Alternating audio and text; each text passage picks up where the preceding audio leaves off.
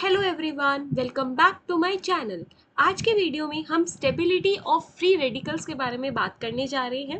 इस वीडियो में हम देखेंगे कौन कौन से ऐसे फैक्टर्स हैं जो फ्री रेडिकल की स्टेबिलिटी को अफेक्ट करते हैं।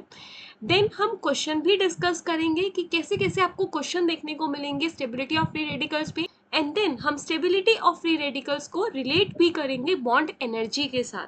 ठीक है, सो सबसे पहले हम देखते हैं कि फ्री रेडिकल्स होते क्या है। ठीक है, फॉर्मेशन यहाँ पर हम नहीं देख रहे, हम यहाँ पर सिर्फ और सिर्फ स्टेबिलिटी के बारे में बात करेंगे। So firstly what are free radicals. देखो, so carbon free radical is basically having 3 valencies. ठीक है, मैंने ले लिया R1, R2 और R3, 3 डिफरेंट वैलेंसी ले ली मैंने। ठीक है, यहाँ पर कितने इलेक्ट्रॉन्स यूज हुए कार्बन के? 3 इलेक्ट्रॉन्स यूज हुए।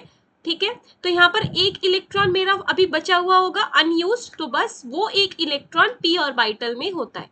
ठीक है, तो यहाँ पर टोटल इलेक्ट्रॉन्स कितने आए कार्बन के? 7 इलेक्ट्रॉन्स, राइट। और 7 इलेक्ट्रॉन्स क्या होता है? Electron deficient, correct. बट ये न्यूट्रल है, ये इलेक्ट्रॉन डेफिशिएंट स्पीशीज न्यूट्रल है, यहाँ पर कोई भी आपको चार्ज नहीं दिख रहा। अंडरस्टूड।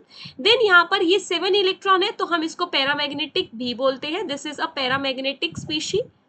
ठीक है, अब यहाँ से अगर मैं हाइब्रिडाइजेशन पूछूं, कार्बन की हाइब्रिडाइजेशन क्या है, तो वो है sp2 और शेप क्या होगी स्ट्रक्चर की? वो होगी ट्राइगोनल प्लेनर। इतना अब सबको पता चल गया कि क्या कार्बन फ्री रेडिकल होता है। ठीक है, तो अब हम स्टार्ट करते हैं स्टेबिलिटी ऑफ फ्री रेडिकल्स के बारे में। सो यहाँ पर आपके पास कभी भी अगर क्वेश्चन आ जाए कि कंपेयर करो स्टेबिलिटी ऑफ फ्री रेडिकल्स, सारे फ्री रेडिकल्स बना के दे दिए और आपसे पूछा है स्टेबिलिटी कंपेयर करो, तो आपको कुछ फैक्टर्स ध्यान रखने होंगे जो मैं भी आपको बताऊंगी और उससे आपका इजीली आंसर आ जाएगा। ठीक है, सो factors governing stability of free radicals and mainly carbon free radicals.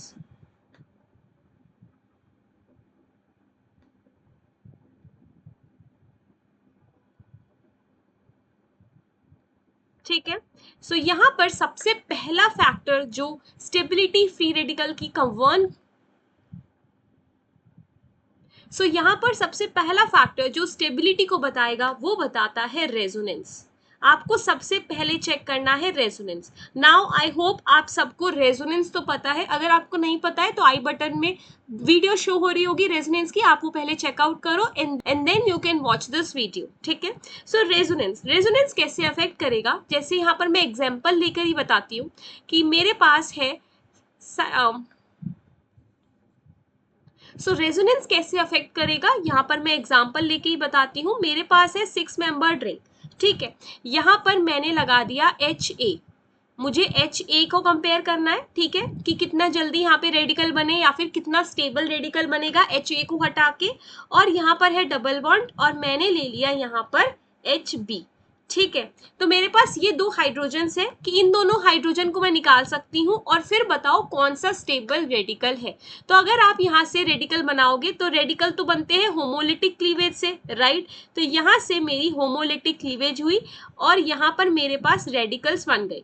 एक रेडिकल बना इस कार्बन पर और एक रेडिकल बना इस कार्बन पर। ठीक है, रेडिकल्स ऐसे शो होते हैं डॉट से, आप डॉट शो कर सकते हो, दिस इज रेडिकल। तो यहाँ पर अब मुझे कंपेयर करना है कौन सा रेडिकल ज्यादा स्टेबल बना दोनों में से। तो देखो, जो नीचे वाला रेडिकल है ये वाला, ये रेजोनेंस में पार्टिसिपेट कर रहा है। अगर मैं ऐसे रेजोनेंस कर दूं, यहाँ पर रेजोनेटिंग स्ट्रक्चर बनाओ, यहाँ पर रेजोनेटिंग स्ट्रक्चर बनेगा, इस कार्बन पर आएगा रेडिकल, यहाँ पर आएगा रेडिकल और ये रेडिकल, ये दोनों रेडिकल कंबाइन करके बॉन्ड बना लेंगे और ये रेडिकल एज इट इज रहेगा। तो मैं यहाँ पर ये कह सकती हूँ डायरेक्टली कि यहाँ पर डबल बॉन्ड बन गया। ठीक है, मैं डायरेक्टली डबल बॉन्ड लिख रही हूँ क्योंकि ये वाला रेडिकल ने इस रेडिकल के साथ कंबाइन करके डबल बॉन्ड बनाया। इसका मतलब ये वाला रेडिकल रेजोनेंस में पार्टिसिपेट कर रहा है, राइट, डीलोकलाइज हो रहा है और जितना ज्यादा रेजोनेंस होती है उतना ज्यादा स्टेबिलिटी बढ़ती है। अब इस वाले रेडिकल को देखो, क्या ये रेडिकल यहाँ पे रेजोनेंस में पार्टिसिपेट कर सकता है? नहीं। क्यों? क्योंकि ये डबल बॉन्ड इसके एडजेसेंट है ही नहीं, ये तो दूर है, और अगर दूर है तो यहाँ पर रेडिकल पार्टिसिपेट नहीं कर सकता रेजोनेंस में। अगर एडजेसेंट होता, जैसे यहाँ पर आपका रेडिकल है, अगर यहाँ पर डबल बॉन्ड ऐसे होता, ठीक है, तो ये डेफिनेटली पार्टिसिपेट कर सकता था आपके रेजोनेंस में, बट सिंस यहाँ पर एडजेसेंट नहीं है तो ये रेजोनेंस में पार्टिसिपेट नहीं कर रहा. That is why which one is more stable, B radical is more stable than your A. ये है आपका स्टेबिलिटी का ऑर्डर. अंडरस्टूड? ठीक है, अब देखते हैं नेक्स्ट फैक्टर. नेक्स्ट फैक्टर कौन सा है जो अफेक्ट करेगा? रेजोनेंस आपने देख लिया, ठीक है. नेक्स्ट फैक्टर है हाइपर कॉन्जुगेशन. रेजोनेंस के बाद आपको हाइपर कॉन्जुगेशन चेक करना है. सो हाइपर कॉन्जुगेशन पे भी मैंने वीडियो बना रखी है, आप वो देख सकते हो. तो देखो हाइपर कॉन्जुगेशन में मतलब जैसे अगर मेरे पास एग्जाम्पल है CH3 CH3 CH3 और यहाँ पर मैंने रेडिकल बना दिया, ठीक है. फिर मेरे पास है CH3 CH3 और एक हाइड्रोजन एंड देन यहाँ पर रेडिकल बनाया और सिर्फ एक CH3 है और 2 हाइड्रोजन्स है और रेडिकल, ठीक है. फिर से आपसे पूछा गया है कि कौन सा रेडिकल ज्यादा स्टेबल है, फिर से स्टेबिलिटी का ऑर्डर पूछा. तो अब आप क्या बोलोगे? अब यहाँ पर हम हाइपर कॉन्जुगेशन कंपेयर कर लेंगे. सिंस इसके अल्फा कार्बन्स 3 है और 3 अल्फा कार्बन्स के पास कितनी हाइड्रोजन्स है? टोटल 9 हाइड्रोजन्स है. यहाँ पर टोटल 6 हाइड्रोजन्स है, यहाँ पर टोटल 3 हाइड्रोजन्स है जो हाइपर कॉन्जुगेशन में पार्टिसिपेट करेंगे. और जितना ज्यादा हाइपर कॉन्जुगेशन उतनी ज्यादा स्टेबिलिटी रेडिकल की. तो यहाँ पर मेरा आंसर फिर से हो जाएगा कि टर्शरी वाला सबसे ज्यादा स्टेबल होगा then your normal methyl radical. आया समझ? हाइपर कॉन्जुगेशन को हमको ऐसे कंपेयर करना होता है. नॉर्मल आप हाइपर कॉन्जुगेशन देखो और आंसर बता दो, ठीक है. अब थर्ड फैक्टर कौन सा है जो अफेक्ट करेगा स्टेबिलिटी को? वो है हाइब्रिडाइजेशन. हाइब्रिडाइजेशन, ठीक है. और इसको जानने से पहले सबसे पहले आपको समझना होगा बॉन्ड एनर्जी के बारे में. तो देखो यहाँ पर मैं नीचे बॉन्ड एनर्जी बता रही हूँ. सबसे पहले आपसे क्वेश्चन में stability of free radical directly पूछ सकते हैं, ठीक है, या तो फिर ये बोल सकते हैं कि बॉन्ड एनर्जी को कंपेयर करो. तो ये कैसे रिलेट हो रहा है? तो देखो यहाँ पर अगर मैं बोलती हूँ कि XY बॉन्ड टूट रहा है होमोलिटिकली, ठीक है, तो यहाँ से मेरे पास X रेडिकल बनता है और Y रेडिकल बनता है, ठीक है. तो मैं एक चीज कह सकती हूँ कि जितना ज्यादा बॉन्ड स्ट्रेंथ होगा XY के बीच में, जितनी ज्यादा बॉन्ड स्ट्रेंथ होगी उतनी ज्यादा बॉन्ड एनर्जी लगेगी उस बॉन्ड को तोड़ने में. करेक्ट? उतनी एनर्जी मेरे को चाहिए होगी कि मैं इस बॉन्ड को तोड़ सकूं, XY बॉन्ड को तोड़ सकूं, ठीक है. तो यहां पर मैं एक और चीज बोल सकती हूं कि bond energy is inversely proportional to stability of free radical. कैसे? बिकॉज देखो आपके प्रोडक्ट में रेडिकल्स बन रहे हैं, राइट? यहाँ पर रेडिकल्स बन रहे हैं. अगर प्रोडक्ट ही स्टेबल नहीं है, अगर प्रोडक्ट अनस्टेबल है तो रिएक्शन वैसे जाएगी क्यों? नहीं जाएगी. आपको एक्स्ट्रा एनर्जी लगानी पड़ेगी ताकि रिएक्शन उस डायरेक्शन में जाए. और अगर स्टेबिलिटी ऑफ रेडिकल ज्यादा है तो आपको बहुत कम एनर्जी लगानी पड़ेगी, बहुत कम बॉन्ड एनर्जी देनी पड़ेगी उस बॉन्ड को तोड़ने के लिए, बिकॉज उसके रेडिकल्स बहुत स्टेबल है. तो बस आपको यही फैक्टर हमेशा ध्यान में रखना है कि bond energy is inversely proportional to stability of free radical. अगर मेरी स्टेबल रेडिकल्स बन रहे हैं तो आप बोलोगे बॉन्ड एनर्जी बहुत कम है, बिकॉज मेरे को एनर्जी लगानी ही नहीं पड़ी उस बॉन्ड को तोड़ने के लिए, ठीक है. तो यहाँ पर अब मैं हाइब्रिडाइजेशन को अगर बताऊं कि हाइब्रिडाइजेशन क्या था, तो देखो अगर मेरे पास है एल्काइन, ठीक है, और यहाँ पर है ये HA, फिर है मेरे पास डबल बॉन्ड और मेरे पास है HB, फिर है मेरे पास सिंगल बॉन्ड, ठीक है. और मेरे को अब फिर से कंपेयर करनी है स्टेबिलिटी ऑफ फ्री रेडिकल. तो यहाँ पर आप एक चीज समझो कि जो ये वाला बॉन्ड है CH का, इसमें कार्बन कौन सी हाइब्रिडाइजेशन रख रहा है? sp2. इसमें ये वाला जो बॉन्ड है इसमें sp2 हाइब्रिडाइजेशन है और ये वाले बॉन्ड में sp3 हाइब्रिडाइजेशन है, ठीक है. तो जितना ज्यादा परसेंटेज एस करेक्टर बढ़ता है उतनी ज्यादा इलेक्ट्रोनेगेटिविटी बढ़ती है, हमको ये पता है. और अगर इलेक्ट्रोनेगेटिविटी बढ़ी तो इलेक्ट्रोनेगेटिविटी डिफरेंस भी बढ़ेगा, क्योंकि हाइड्रोजन की तो सेम इलेक्ट्रोनेगेटिविटी है, कार्बन की चेंज हो रही है, राइट. तो इलेक्ट्रोनेगेटिविटी डिफरेंस बढ़ा, और अगर इलेक्ट्रोनेगेटिविटी डिफरेंस बढ़ा तो मैं ये कह सकती हूँ बॉन्ड स्ट्रेंथ बढ़ी. स्ट्रेंथ जो स्ट्रॉन्गर बॉन्ड बन गया हमारे पास, क्योंकि इलेक्ट्रोनेगेटिविटी डिफरेंस ज़्यादा है, स्ट्रॉन्गर बॉन्ड बन गया। और अगर बॉन्ड स्ट्रेंथ ज़्यादा हो गई तो वो बॉन्ड को तोड़ने में बहुत मेहनत लगेगी, करेक्ट, ये कह सकते हैं। तो वहां पर मैं ये बोल सकती हूँ कि स्टेबिलिटी ऑफ रेडिकल डिक्रीजेस, क्योंकि मेरे को बहुत मेहनत लगी वो तोड़ने में बॉन्ड, क्योंकि उसकी बॉन्ड एनर्जी बहुत ज़्यादा बढ़ गई, क्योंकि बॉन्ड स्ट्रेंथ बढ़ गई। तो आपको क्या ध्यान रखना है, जब परसेंटेज एस करेक्टर ज़्यादा होता है, बॉन्ड स्ट्रेंथ ज़्यादा होती है, बॉन्ड एनर्जी ज़्यादा होती है, और स्टेबिलिटी ऑफ रेडिकल कम हो जाएगी। ठीक है, तो यहाँ पर देखो ये वाला जो बॉन्ड था, ये बॉन्ड क्या है, वेरी स्ट्रॉन्गर बॉन्ड, इसको तोड़ने में बहुत मेहनत लगेगी। और ये वाला बॉन्ड कैसा है, वीक बॉन्ड, ये हमसे इजीली टूट जाएगा और रेडिकल इजीली बन जाएंगे। और अगर रेडिकल इजीली बन रहे हैं इसका मतलब स्टेबल रेडिकल बनेंगे। जो ये वाला रेडिकल बन रहा होगा वो स्टेबल रेडिकल बन रहा होगा। That is why answer is this part. यहाँ पर स्टेबिलिटी ऑर्डर होगा सबसे पहले नॉर्मल सिंगल बॉन्ड का, फिर डबल बॉन्ड वाले का, एंड फिर ट्रिपल बॉन्ड वाले का। अंडरस्टूड, ये था हाइब्रिडाइजेशन का फैक्टर।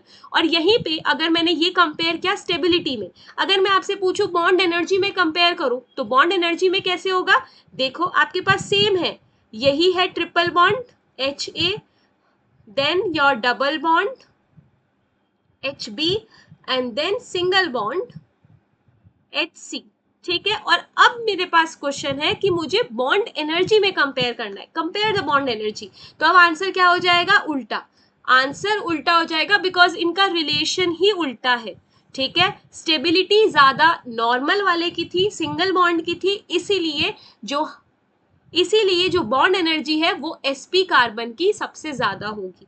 आया समझ। तो हमने 3 फैक्टर्स देखे जो अफेक्ट कर रहे हैं स्टेबिलिटी को।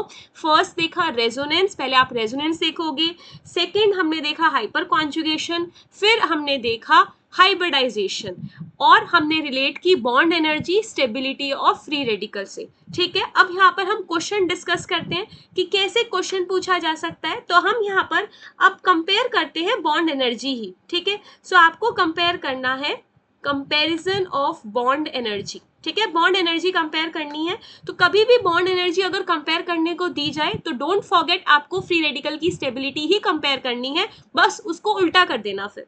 ठीक है, तो यहाँ पर आपके पास ये पहला क्वेश्चन है, 6 मेंबर्ड की रिंग है, then you have this HA, फिर आपके पास यहाँ पर ट्रिपल बॉन्ड है। ठीक है, फिर यहाँ पर डबल बॉन्ड है, ये है HB, ये वाला है HC, और इस वाले पे HD। ठीक है, ये 4 तरीके के हाइड्रोजन्स हैं और मेरे को कंपेयर करना है बॉन्ड एनर्जी। तो देखो फिर से सारे H हटा के रेडिकल्स बना दो। ठीक है, तो यहाँ पर मैंने क्या किया, सारे रेडिकल्स बनाए, ये रेडिकल बनाया, यहाँ पर ये रेडिकल बनाया, यहाँ पर ये रेडिकल बनाया, ये रेडिकल बनाया, एंड ये ट्रिपल बॉन्ड पे मेरे पास कार्बन पे रेडिकल आ गया। ठीक है, अब यहां से मेरे को एक चीज पता है, जो ज्यादा रेजोनेंस करेगा वो सबसे ज्यादा स्टेबल रेडिकल होगा। सो सबसे पहले हम स्टेबिलिटी चेक कर लेते हैं, क्योंकि स्टेबिलिटी बहुत ईजी है चेक करनी, फिर आप उसको उल्टा कर दोगे बॉन्ड एनर्जी के लिए। ठीक है, तो ये वाला जो C वाला रेडिकल था, ये रेजोनेंस से पार्टिसिपेट कर रहा है इस डबल बॉन्ड के साथ, कैन यू सी, यस। सो यहाँ पर ये वाला जो C रेडिकल है वो बहुत ज्यादा स्टेबल है, सो C सबसे ज्यादा स्टेबल हुआ। देन देखो जो B वाला है वो है sp2 कार्बन पर। ठीक है, ये वाला रेडिकल है sp3 कार्बन पर, और ये वाला रेडिकल है sp कार्बन पर। ठीक है, तो सबसे ज्यादा स्टेबल कौन सा होगा, sp3 स्टेबल होगा, तो ये है A पार्ट। फिर उसके बाद होगा B वाला stable sp2, and then at last D। ये ऑर्डर कौन सा है, ये ऑर्डर है स्टेबिलिटी का। ठीक है, ये बॉन्ड एनर्जी का नहीं है, तो बस इसका उल्टा कर दो, आपका आंसर आ जाएगा बॉन्ड एनर्जी का। So answer is D, B, A, C। This is the correct order for bond energy. आपको D को बनाने के लिए, जो D रेडिकल बन रहा है उसको सबसे ज्यादा बॉन्ड एनर्जी चाहिए, उसको सबसे ज्यादा एनर्जी चाहिए बनने के लिए, एंड देन C को सबसे कम एनर्जी चाहिए बनने के लिए, क्योंकि वो बहुत स्टेबल है। आया समझ। नेक्स्ट क्वेश्चन देखते हैं। देखो नेक्स्ट क्वेश्चन आपको यहाँ पर दिया हुआ है CH2 double bond CH radical, then it is CH2 radical CH double bond CH2, और फिर है हमारे पास CH3 6 मेंबर्ड रिंग और यहाँ पर रेडिकल है और डबल बॉन्ड है, देन अगेन 6 मेंबर्ड रिंग है, डबल बॉन्ड है और CH2 पे रेडिकल बना हुआ है, ठीक है। और यहाँ पर अब हमको कंपेयर करनी है स्टेबिलिटी। तो देखो, सबसे पहले वीडियो को पॉज करो और फिर उसके बाद क्रॉस चेक करना आंसर, ठीक है। सो 1 2 3 4। अब सबसे पहले हम हाइब्रिडाइजेशन देख लेते हैं, ठीक है। ये वाली हाइब्रिडाइजेशन है sp2, ठीक है, ये sp2 पे है। देन ये वाला जो फ्री रेडिकल है ये रेजोनेंस में पार्टिसिपेट कर रहा है, we can easily see, yes. ये वाला रेडिकल रेजोनेंस में पार्टिसिपेट कर रहा है, यस। और इसके पास तो बहुत अच्छी यहाँ पर हाइपर कॉन्जुगेशन भी हो रही है इस एक्स्ट्रा CH3 ग्रुप से, और यहाँ पर ये भी अल्फा है तो इससे भी हाइपर कॉन्जुगेशन हो रही है, तो प्लस में हाइपर कॉन्जुगेशन लिख देते हैं। और ये वाले रेडिकल के पास सिर्फ और सिर्फ हाइपर कॉन्जुगेशन है, कोई रेजोनेंस नहीं है। तो आंसर क्या होगा, देखो थर्ड सबसे ज्यादा स्टेबल, क्यों, क्योंकि यहाँ पे रेजोनेंस प्लस हाइपर कॉन्जुगेशन है। Then it would be your second क्योंकि यहाँ पर रेजोनेंस है। Then it would be fourth one क्योंकि यहाँ पर हाइपर कॉन्जुगेशन है, एंड देन वन। तो यहाँ पर आपको सबसे पहले रेजोनेंस चेक करनी थी, फिर hyper conjugation and last hybridization. Easily हो गया हमसे क्वेश्चन, हमें 10 सेकेंड्स भी नहीं लगे, ठीक है। तो आपको ऐसे चेक करना होता है, और अगर बॉन्ड एनर्जी पूछे तो इसको उल्टा कर देना, बॉन्ड एनर्जी हो जाएगी। डन। अब लास्ट क्वेश्चन डिस्कस करते हैं। सो लास्ट क्वेश्चन इज, फिर से हमको यहाँ पर फ्री रेडिकल की स्टेबिलिटी बतानी है। आपके पास ये रेडिकल है, देन यहाँ पर 6 मेंबर्ड रिंग में हमारे पास ये रेडिकल है, देन डबल बॉन्ड के ऊपर हमारे पास रेडिकल है, देन हमारे पास 2 डबल बॉन्ड्स हैं और यहाँ पर रेडिकल है, एंड देन हमारे पास बेंजीन है और यहाँ पर रेडिकल है, ठीक है। फिर से हमको स्टेबिलिटी चेक करनी है कार्बन फ्री रेडिकल्स की। तो देखो वेरी इजी, अगेन अपने कॉन्सेप्ट पे जाओ, इजीली सॉल्व हो जाएगा। 1 2 3 4 5, ठीक है। तो यहाँ से सबसे पहले रेजोनेंस देख लो और हाइपर कॉन्जुगेशन देख लो, ठीक है। यहाँ पर तो नॉर्मल कोई भी रेजोनेंस, कोई हाइपर कॉन्जुगेशन नहीं है। यहाँ पर रेजोनेंस है, मैं R लिख रही हूँ, रेजोनेंस है। यहाँ पर कोई रेजोनेंस नहीं है थर्ड पार्ट में। फोर्थ पार्ट में 2 डबल बॉन्ड से रेजोनेंस है, मतलब ज्यादा रेजोनेंस है, जितने ज्यादा डबल बॉन्ड उतनी ज्यादा रेजोनेंस, ठीक है। फिफ्थ पार्ट में कोई रेजोनेंस नहीं है, तो मेरा आंसर होगा सबसे पहले 4 सबसे ज्यादा स्टेबल, एंड देन सेकेंड, ठीक है। अब देखो हाइब्रिडाइजेशंस, ये वाला जो रेडिकल है ये sp3 पर है, ये वाला रेडिकल मेरा sp2 पे है, और ये वाला रेडिकल भी sp2 पे है, ठीक है। तो यहाँ से मेरा आंसर हो गया 1, इतना आ गया। अब देखो थर्ड और फिफ्थ कंपेयर करना है। थर्ड में आपके पास सिर्फ एक डबल बॉन्ड है, उसके ऊपर रेडिकल बना है, इसका मतलब आपके पास कुछ स्ट्रक्चर ऐसा होगा और आपने ये वाला हाइड्रोजन होमोलिटिकली क्लीव किया होगा और रेडिकल बनाया होगा, राइट। और फिफ्थ वाले स्ट्रक्चर में आपके पास बेंजीन होगी प्रॉपर, और आपने यहाँ बेंजीन में हाइड्रोजन तोड़ के यहाँ रेडिकल बना होगा, तभी ये रेडिकल आया। तो ये समझो बेंजीन स्ट्रक्चर बहुत ज्यादा स्टेबल होता है, राइट, क्योंकि यहाँ पर तो एरोमेटिक कंपाउंड है। ये कौन सा कंपाउंड है, एरोमेटिक। तो ये इतना ज्यादा स्टेबल है कि ये CH जो बॉन्ड है ये बहुत ज्यादा स्ट्रॉन्ग बॉन्ड है, तो ये इजीली कैसे टूटेगा, ये नहीं टूटेगा, ठीक है। तो फिफ्थ वाले में बेंजीन थी, बेंजीन का जो CH बॉन्ड हमने तोड़ा उसको बहुत एनर्जी चाहिए होगी तोड़ने के लिए, क्योंकि वो बहुत स्ट्रॉन्ग बॉन्ड है। तो इसीलिए हमारे पास आंसर क्या होगा, थर्ड ज्यादा स्टेबल होगा देन योर फिफ्थ। तो यहाँ पर ये है स्टेबिलिटी का ऑर्डर, ठीक है। आई होप आपको ये सारे क्वेश्चंस क्लियर होंगे, ये पूरा थ्योरी पार्ट क्लियर होगा, कैसे हम बॉन्ड एनर्जी को रिलेट कर रहे हैं और कैसे हम फैक्टर्स देख रहे हैं कि जो स्टेबिलिटी ऑफ रेडिकल्स को अफेक्ट कर रहे हैं, ठीक है। आपको ये फैक्टर्स ध्यान रखने हैं और बॉन्ड एनर्जी का कंपैरिजन भी याद रखना है। So that's all for this video. अगर आपको कोई भी डाउट हो इस वीडियो में या फिर कोई भी कॉन्सेप्ट में, आप नीचे कमेंट बॉक्स में लिख सकते हैं। आपको कोई भी स्पेसिफिक टॉपिक पढ़ना हो आप वो भी लिख सकते हैं।